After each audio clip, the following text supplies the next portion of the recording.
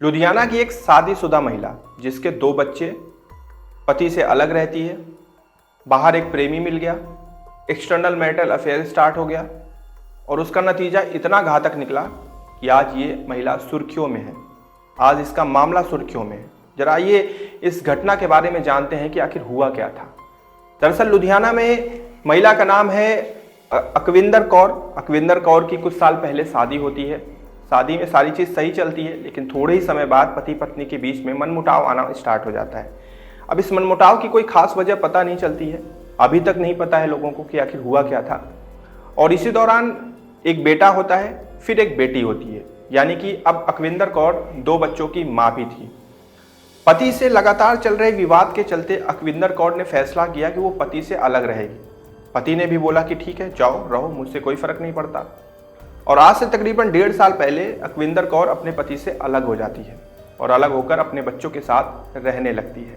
अब सवाल ये था कि बच्चों के साथ रहना तो जाहिर सी बात है, खर्चा बढ़ेगा, बच्चों की देखरेख करनी है, लालन पालन करना है, जिसके लिए अकविंदर कौर नौकरी की तलाश में निकलती है और स्पा सेंटर में उसे नौकरी मिल जाती है। अब स्पा सेंटर में जब वो नौकरी शुरू कर देती है तो उसे ठीक ठाक पैसे मिलने लगते हैं, जिसकी वजह से उसके बच्चों का लालन पालन, पढ़ाई, पोषण सब कुछ जो है शुरू हो जाता है। अब अकविंदर कौर का सफ़र बिना पति के चलना शुरू हो जाता है और लगभग 6 महीने तक चलता है। इसके बाद एक दिन का समय होता है, उसी स्पा सेंटर में एक शख्स एंट्री करता है और उस शख्स का नाम होता है सिमरजीत सिंह। सिमरजीत सिंह जब पहली दफ़ा अकविंदर कौर को देखता है तो पहली नज़रों में उसे अकविंदर कौर बहुत पसंद आती है। स्पा सेंटर में वो बात करता है अकविंदर कौर से, नंबर भी एक्सचेंज करने की बात करता है। पहले तो अकविंदर कौर मना कर देती है, लेकिन सिमरजीत सिंह थोड़ी सी जिद करता है और कहता है कि भाई विश्वास करो, मैं उस तरीके का आदमी नहीं हूँ। जिसके बाद दोनों के बीच में नंबर एक्सचेंज हो जाते हैं। अब नंबर एक्सचेंज होने के बाद दोनों आपस में बातचीत भी करने लगते हैं। बातचीत करते करते इनकी चीज़ें प्यार में तब्दील हो जाती हैं। दोनों एक दूसरे के साथ रहने का विचार करते हैं, कहते हैं कि चलो यार साथ में वक्त बिताते हैं।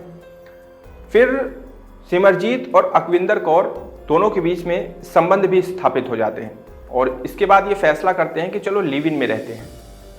अब लिव इन में रहना तो शुरू कर देते हैं, लेकिन अकविंदर कौर तो शादीशुदा थी और उसके 2 बच्चे भी थे। लेकिन सिमरजीत सिंह अभी शादीशुदा नहीं था, वो एक कुंवारा था और अकविंदर कौर को लेकर उसके मन में जो चीज़ें थीं वो काफ़ी गहरी थी। मतलब अकविंदर कौर को कहीं ना कहीं वो बहुत ढंग से चाहने लगा था। उसने एक दिन अकविंदर कौर से इस चीज़ को बोला कि यार कब तक इस तरह से चीज़ें चलेंगी, चलो एक काम करते हैं, शादी कर लेते हैं। अकविंदर कौर ने मना कर दिया कि नहीं, हमें शादी नहीं करनी। तो वो दबाव बनाने लगा, बोला कि देखो यार शादी कर ही लेते हैं, जब लिव इन में रह रहे हैं तो शादी कर लेते हैं, तुम अपने पहले पति को तलाक वगैरह जो भी देना है वो सब दे दे के हटाओ, साथ में शादी कर लेते हैं, साथ में रहते हैं। तो अकविंदर कौर इस चीज़ पे मना करती है, इस पे थोड़ी सी लड़ाई होती है। फिर थोड़े समय बाद फिर से सिमरजीत सिंह कहता है अकविंदर से कि सुनो, एक काम करो, तुम नौकरी छोड़ दो, वहाँ से जो भी चीज़ें होंगी वो सब हम देख लेंगे, तुम स्पा सेंटर से नौकरी छोड़ दो। तो अकविंदर कहती है कि नहीं, मैं नौकरी नहीं छोड़ सकती है, मेरे बच्चों को भविष्य की बात है, तो मैं वहाँ से नौकरी नहीं छोड़ूंगी। अब इस बात पे भी दोनों में बहस हो जाती है। अब यहाँ पर 2 मुद्दे थे। सिमरजीत सिंह शादी करने के लिए भी बोलता था, प्लस नौकरी छोड़ने के लिए भी बोलता था, जिसके लिए अकविंदर कौर राजी नहीं होती थी और जिसको लेकर आए दिन इनके बीच में लड़ाई झगड़े होते थे। और तकरीबन कुछ दिन पहले तो इनके बीच में ऐसी लड़ाई झगड़े हुई, ऐसे बहस हुई, दोनों ने इस तरीके से झगड़े किए कि ये मामला नज़दीकी थाने तक पहुंच गया। जब थाने में मामला पहुंचा पुलिस के पास, तो पुलिस ने दोनों के बीच में समझौता कराया। दोनों के बीच में तुरंत समझौता भी हो गया, इसलिए पुलिस ने बहुत गहराई से जाने की इच्छा नहीं दिखाई। अब आप समझ सकते हैं मैं किस चीज़ की बात कर रहा हूँ, ठीक है। तो वहाँ पर वो मामला ख़त्म हो गया। अब उस मामला को हुए लगभग 10 दिन हुए थे और हाल फिलहाल की 1-2 दिन पहले की बात है। उस घटना को, यानी थाने वाली घटना को हुए मात्र 10 दिन हुए थे। गुरुवार का दिन था और जो सिमरजीत सिंह है वो स्पा सेंटर में जाता है। उस वक्त अकविंदर कौर काम कर रही थी अपने स्पा सेंटर में। ये जैसे ही पहुंचता है जाके तुरंत बहस शुरू कर देता है। अब कस्टमर के सामने अकविंदर कौर को थोड़ा सा ऑकवर्ड लगता है, तो वो तुरंत बोलती है कि एक काम करो, बाहर चलो, यहाँ नहीं बाहर चलो। तो दोनों वहां से बाहर निकलते हैं बहस करते हुए। और स्पा सेंटर से बाहर न निकल के अंदर ही जो सिमरजीत सिंह है वो रुक जाता है और बहस इनके बीच में और ज्यादा बढ़ जाती है। अकविंदर कौर कहती है कि मैं तुमसे कह रही हूं जो भी करना है वो बाहर करो, यहां पर कोई बहस नहीं चाहिए, ये मेरी नौकरी की जगह है। इस बात पर सिमरजीत सिंह अपने पीछे से एक चाकू निकालता है, यानी कि वो चाकू वो पहले से लेकर आया था योजना के तहत, और वो चाकू निकालकर अकविंदर कौर के गर्दन पे लगातार वार कर देता है। और वार इतना घातक होता है कि अकविंदर कौर तुरंत वहीं पे गिर के लहूलुहान हो जाती है। अब ये देखकर मौके पर जो एक शख्स वहां मौजूद होता है वो बचाने आता है अकविंदर कौर को, जिसकी वजह से उसे भी हाथ में चोट लग जाती है और वो दूर हट जाता है।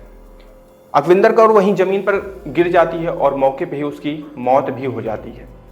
इसके बाद वो प्रेमी सिमरजीत सिंह अकविंदर कौर के शव के पास बैठकर रोने लगता है और अपने उस चाकू को घूरने लगता है जिससे उसने अकविंदर की हत्या की थी। फिर मौके पे पुलिस पहुंचती है, सिमरजीत सिंह को गिरफ्तार करती है, फिर उससे पूछताछ करती है, तो ये सारा मामला निकलकर सामने आता है।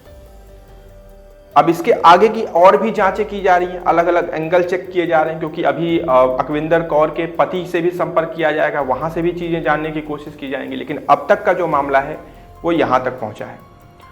अब इस मामले में जो सवाल है वो ये आता है कि आखिर क्या था, मतलब अगर सिमरजीत सिंह को अकविंदर कौर से वाकई में घनिष्ठ वाला प्यार था, वाकई में ट्रू लव था, इमोशंस बहुत तगड़े थे, तो फिर क्या उसका परिणाम ये निकले कि अगर कोई औरत या कोई लड़की जिससे आप प्रेम करते हैं, अगर वो आपकी बात नहीं मान रही है तो आप उसकी हत्या कर देंगे?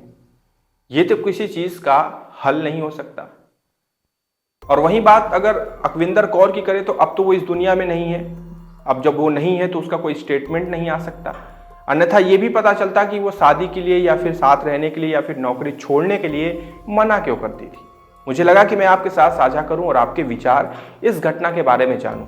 तो कमेंट सेक्शन खुला है, आइए और बताइए इस घटना के बारे में अपनी राय। मिलेंगे अगली वीडियो में, ध्यान रखिएगा। जय हिंद।